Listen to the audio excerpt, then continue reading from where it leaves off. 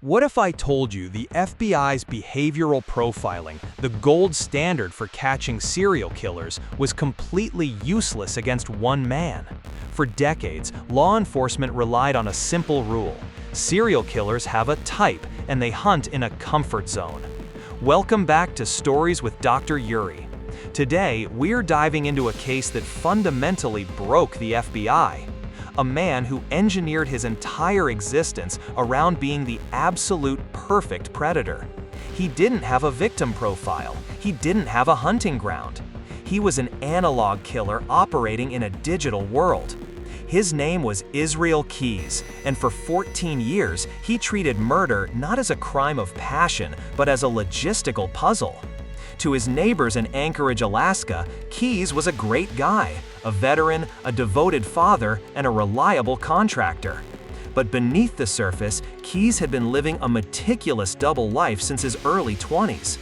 He recognized that he had dark, violent urges, but instead of acting on them impulsively and getting caught, he weaponized his intelligence. Keyes' terrifying innovation was the kill kit. Years before he planned to commit a crime, he would travel to remote locations across the United States. He'd bury Home Depot buckets filled with guns, silencers, zip ties, cash, and chemicals to dissolve bodies. When the urge to kill struck, his method was exhausting, expensive, and virtually untraceable. He would buy a plane ticket to a random city with cash. He'd leave his cell phone at home so he couldn't be tracked by cell towers. He'd rent a car, drive across state lines, and dig up a kill kit he hadn't seen in 5 years. He would pick a victim of absolute opportunity, someone completely random, murder them, dispose of the body in yet another state, and fly home to have dinner with his daughter.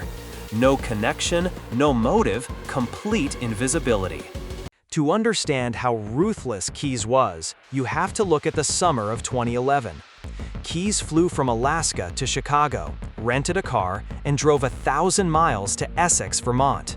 He specifically scoped out neighborhoods looking for a house with an attached garage, no dog, and no kids. He randomly chose the home of Bill and Lorraine Currier, a middle-aged couple asleep in their bed.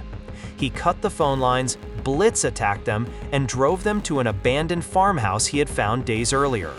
He murdered them both, disposed of their bodies so thoroughly they have never been found, and simply drove back to Chicago to fly home.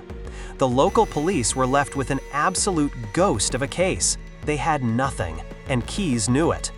But in early 2012, Keyes broke his own golden rule, the rule that had kept him out of prison for 14 years. He got lazy, and he hunted in his own backyard. On a freezing February night in Anchorage, Keyes abducted 18-year-old barista Samantha Koenig.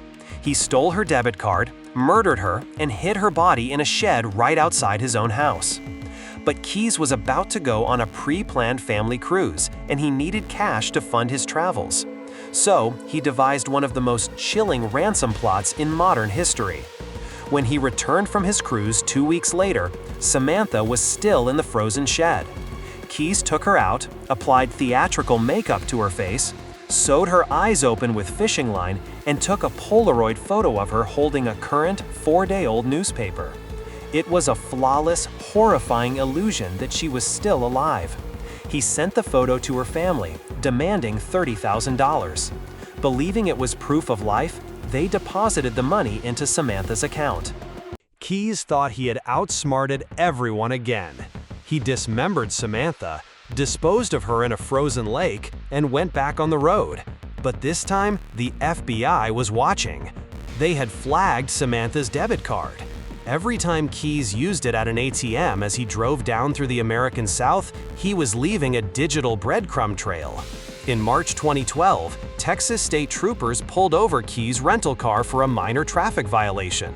Inside, they found the debit card, a disguise, and weapons. The ghost had finally materialized. Once extradited back to Alaska, Keyes realized the game was over. But he wasn't about to hand over his secrets.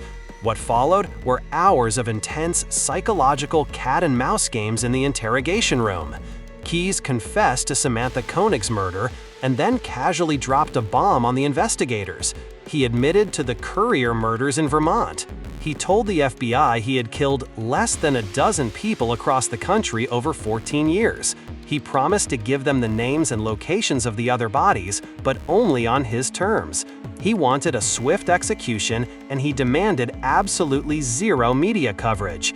He didn't want his daughter to know the monster he really was. But the American justice system doesn't make those kinds of deals overnight. And Keyes, a man who built his entire life around maintaining total, absolute control, refused to let the state decide his fate. On December 1, 2012, guards found Israel Keyes dead in his cell. He had embedded a razor blade into a pencil, slashed his wrists, and strangled himself with his bedsheets. Under his body, investigators found a blood-soaked piece of paper. It was a rambling poem about the thrill of the kill, surrounded by drawings of 11 skulls. By taking his own life, Keyes took the identities of his remaining victims to the grave. He left behind a shattered FBI behavioral profile and an enduring mystery. How many other ghosts are out there, operating right under our noses?